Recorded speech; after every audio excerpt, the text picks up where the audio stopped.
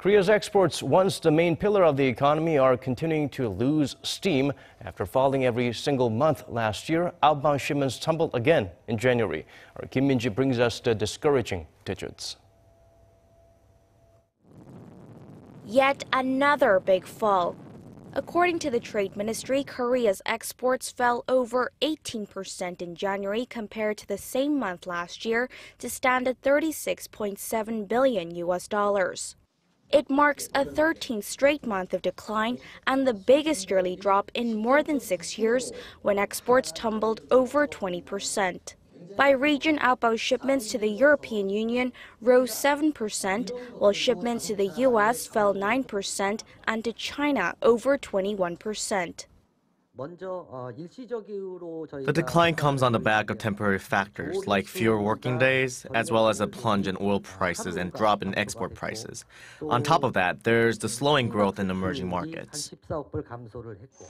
Exports of oil-related items led the losses, with petroleum products falling almost 36% and petrochemical products dropping 19%. Shipments of cars and semiconductors also saw significant declines. Imports slid more than 20% to $31.4 billion during the same period, largely due to a fall in shipments of raw materials and capital goods. As a result, last month's trade surplus amounted to $5.3 billion, extending the surplus streak for a 48th straight month.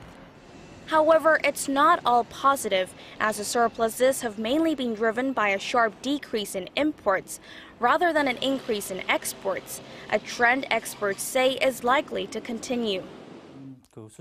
The world economy, particularly China, has experienced a painful slowdown, so Korea's exports will be affected. There are differing views on how the global economy will fare this year, but it's hard to predict a recovery anytime soon. The Korean government has vowed to carry out full-fledged measures to boost the country's exports, but experts say it will be easier said than done as global uncertainties persist.